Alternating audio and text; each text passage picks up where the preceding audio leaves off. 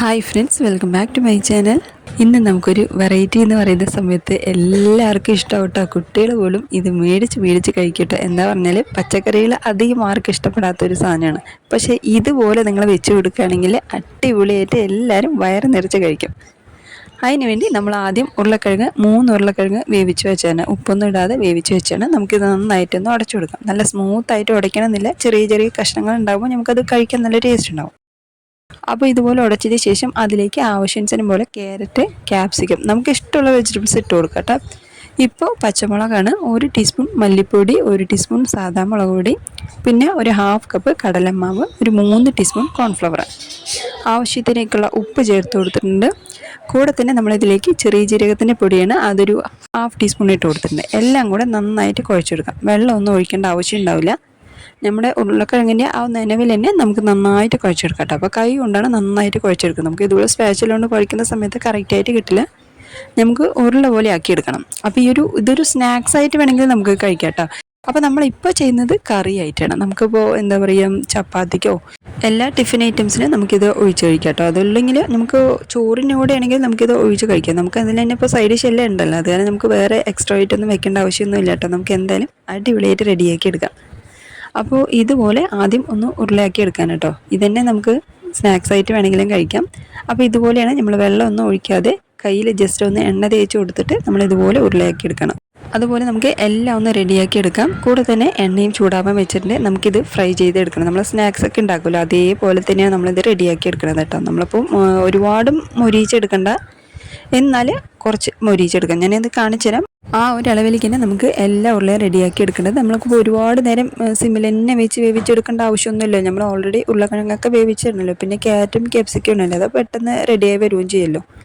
അപ്പോൾ ഏകദേശമൊക്കെ ഒന്ന് തീരിച്ചിട്ട് നമുക്ക് റെഡിയാക്കി എടുക്കട്ടോ. അപ്പോൾ നല്ല കളറ് ചേഞ്ച് ആവട്ടെ. ഇതുപോലെ തന്നെ ഇടയിലിടയിലായിട്ട് ഒന്ന് ഇളക്കി കൊടുക്കട്ടോ. കൂടുതൽ എണ്ണ ഒഴിച്ചിട്ട് നിങ്ങൾ ചെയ്യണമെങ്കിലും കുഴപ്പമൊന്നുമില്ല കേട്ടോ, അത് നമ്മുടെ ഇഷ്ടാനുസരണം പോലെയാണ്. അപ്പോൾ ഇതുപോലെ ഒരു 4 എണ്ണം ഇട്ട് കൊടുത്തിട്ട് അതിനെല്ലാം ഒന്ന് റെഡിയാക്കി എടുക്കുന്നുണ്ട്. ഇപ്പോൾ കുറച്ചുകൂടി കളർ ചേഞ്ച് ആയിട്ടുണ്ട്. ഒന്നുകൂടി കളർ ചേഞ്ച് ആക്കണം കേട്ടോ. ഒരുപാട് സോഫ്റ്റ് ആക്കി എടുത്താൽ നമ്മൾ കറിയിലിടുന്ന സമയത്ത് പെട്ടെന്ന് ഉടഞ്ഞു പോകും. അപ്പോൾ ചെറിയൊരു ക്രിസ്പിനെസ് മുകളിൽ ഉണ്ടാകുമ്പോഴാണ് നമുക്ക് കറിയിലിട്ടെടുത്താലും പെട്ടെന്നൊന്നും ഉടയില്ല കേട്ടോ.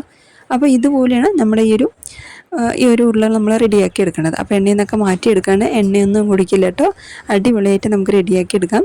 അങ്ങനെ ഇതുപോലെ തന്നെ എല്ലാം ചെയ്ത് കഴിഞ്ഞിരിക്കുകയാണ്. ഇനിയിപ്പോൾ നമ്മൾ കറി വെക്കാനായിട്ട് ഇതിലിപ്പോൾ 2 ഉള്ളി നമ്മൾ ജാറിലേക്ക് ഇട്ടു. വലിയ ഉള്ളിയാണ്, 2 എണ്ണം ജാറിലേക്ക് ഇട്ടിട്ട് നല്ല അടിച്ചെടുക്കുകയാണ്.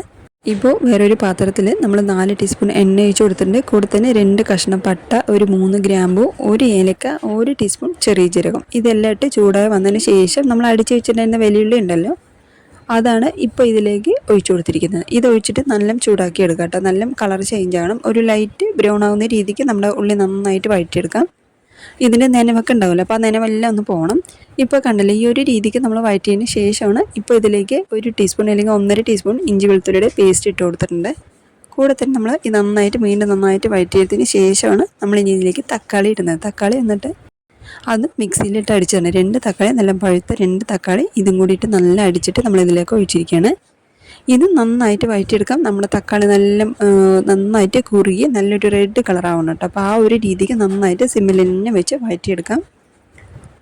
അങ്ങനെ ഇതുപോലെയാണ് നമ്മൾ വഴറ്റിയെടുക്കേണ്ടത്. ഇപ്പോൾ ഇതിലേക്ക് മസാലപ്പൊടി എന്ന് പറയുമ്പോൾ 2 ടീസ്പൂൺ മല്ലിപ്പൊടി, 1 ടീസ്പൂൺ കസൂരി മേത്തി, 1 ടീസ്പൂൺ മുളക് പൊടി, 1 ടീസ്പൂൺ ഗരം മസാല, പിന്നെ 1 ടീസ്പൂൺ കശ്മീരി മുളക് പൊടി, ആവശ്യത്തിലേക്കുള്ള ഉപ്പ്, ഒരു 1/4 ടീസ്പൂൺ മഞ്ഞൾപ്പൊടി. ഇപ്പോൾ ലേശം ചൂടുള്ള വെള്ളവും കൂടെ ഒഴിച്ചു കൊടുത്തിട്ടുണ്ട്. നമ്മുടെ മസാലപ്പൊടികളൊക്കെ നല്ല ഒരു തിക്ക് പേസ്റ്റാക്കി കിട്ടണം കേട്ടോ. അപ്പോൾ അതിനുവേണ്ടി നമ്മൾ കുറച്ച് വെള്ളം ഒഴിച്ച് കൊടുത്താൽ മതി, ഒരുപാട് വെള്ളം ഒഴിച്ച് കൊടുക്കേണ്ട. ഇതുപോലെ നല്ല തിളച്ച് നല്ല എണ്ണയൊക്കെ നല്ല മുകളിൽ തെളിഞ്ഞ് വരുന്ന രീതിക്ക് നമ്മളിതിനെ വഴറ്റി എടുക്കണം കേട്ടോ. അപ്പോഴേ നല്ല ടേസ്റ്റ് ഉണ്ടാകുന്നത്. കുറച്ച് നല്ല തിളച്ച് വരാൻ തുടങ്ങിയിട്ടുണ്ട്. ഒന്നുകൂടി തിളച്ച് വരട്ടെ, നല്ല എണ്ണയൊക്കെ തെളിഞ്ഞ് വരട്ടെ.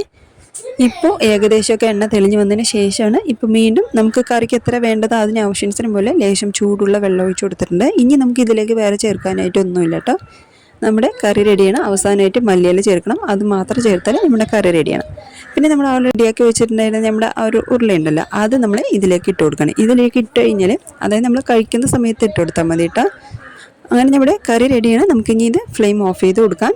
അപ്പോൾ നമ്മൾ എന്താ പറഞ്ഞാൽ നമ്മൾ കഴിക്കുന്ന സമയത്തുണ്ടല്ലോ, അതിനൊരു 5-6 മിനിറ്റ് മുമ്പ് നമ്മൾ ഇട്ട് കൊടുത്താൽ മതി കേട്ടോ. നമ്മളിപ്പോൾ തിളച്ചുകൊണ്ടിരിക്കുന്ന സമയത്ത് തന്നെ ഇടുമ്പോൾ നമ്മളത് പിന്നെ കഴിക്കുന്ന സമയമാകുമ്പോൾ എന്താവും, അത് പെട്ടെന്ന് ചിലപ്പോൾ ഉടഞ്ഞു പോകാനും ചാൻസ് ഉണ്ട്. ഒരുപാട് ചൂടിൽ അത് സോഫ്റ്റായിട്ട് നമ്മൾ എടുത്ത് കഴിക്കുമ്പോൾ അത് ഉടഞ്ഞു പോകും. അപ്പോൾ അത് ഉടയാതിരിക്കാനായിട്ടാണ് നമ്മൾ കഴിക്കുന്നതിന് ഒരു 10 മിനിറ്റിന് 5 മിനിറ്റിന് മുമ്പ് നമ്മളൊന്ന് ഇട്ട് വെച്ചാൽ മതി. അപ്പോൾ നല്ല സോഫ്റ്റ് ആവും ചെയ്യും. നല്ല ടേസ്റ്റ് ആയിട്ടുണ്ടാവും കേട്ടോ നമ്മളതങ്ങനെ ചെയ്യുമ്പോൾ. ഞാനിപ്പോൾ കഴിക്കുന്ന സമയത്ത് ഇതിപ്പോൾ വീഡിയോക്ക് ആയിട്ടാണ് നമ്മളിപ്പോൾ ഇങ്ങനെ ചെയ്യുന്നത്. ഇതിപ്പോൾ ഒന്നും ഉടഞ്ഞൊന്നിട്ടുണ്ടായിരുന്നില്ല കേട്ടോ. നമുക്ക് ഇതുപോലെ തന്നെ കഴിക്കുന്നവർക്ക് ഇങ്ങനെ ഉണ്ടായിരുന്നു. അപ്പോൾ നല്ല തിക്കായിട്ടാണ് ഞാൻ ഈ ഒരു ഗ്രേവി റെഡിയാക്കിയത്. നിങ്ങൾക്ക് കുറച്ച് ലൂസാക്കിയാലും കുഴപ്പമൊന്നുമില്ല കേട്ടോ. അപ്പോൾ ഇതുപോലെ ഒന്ന് സെറ്റ് ചെയ്ത് കൊടുത്തതിന് ശേഷം നമ്മൾക്ക് ഏതിൻ്റെ കൂടെ ആണെങ്കിലും എത്ര വേണമെങ്കിലും കഴിച്ചു കേട്ടോ. അപ്പോൾ ഇനി പച്ചക്കറി കഴിക്കാൻ ആർക്കും ഒരു മടി ഉണ്ടാവില്ല കേട്ടോ. പ്രത്യേകിച്ച് കുട്ടികളെന്ന് പറയുന്ന സമയത്ത് ഇത് ഉണ്ടാക്കിയപ്പോൾ ഇപ്പോൾ എൻ്റെ വീട്ടിൽ കുട്ടികൾ ഇത് എപ്പോഴാണ് തരുന്നത് എന്ന് പറഞ്ഞ് വെയിറ്റ് ചെയ്തുകൊണ്ടിരിക്കുകയായിരുന്നു കേട്ടോ. അത്രയും ടേസ്റ്റ് ആയിട്ടുണ്ടായിരുന്നു കഴിക്കുന്ന സമയത്ത്. ഇതിൻ്റെ ഒരു കറി വെക്കുമ്പോൾ വീട് മൊത്തത്തിലൊരു മണമുണ്ടല്ലോ, ഒന്നും പറയാനില്ല കേട്ടോ. അത്ര ടേസ്റ്റ് ഉണ്ടായിരുന്നു. നല്ല സൂപ്പറായിട്ടുള്ള ഒരു വെജ് ഗ്രേവിയാണ് കേട്ടോ. കാണുന്ന സമയത്ത് വെജ് ആണെന്ന് പറയില്ല കേട്ടോ. അത്രയും കാണാനാണെങ്കിലും കഴിക്കാനാണെങ്കിലും എല്ലാം നല്ല ബെസ്റ്റ് ആയിട്ടുണ്ടായിരുന്നു. അപ്പോൾ ഇനി എല്ലാവരും ഇതുപോലെ ഒരു പ്രാവശ്യമെങ്കിലും ട്രൈ ചെയ്ത് നോക്കണം. കൂടെ തന്നെ ചാനലൊക്കെ ഒന്ന് സബ്സ്ക്രൈബ് ചെയ്യാനും ലൈക്ക് ചെയ്യാനും കമൻറ്റ് ചെയ്യാനും മറക്കല്ലേ.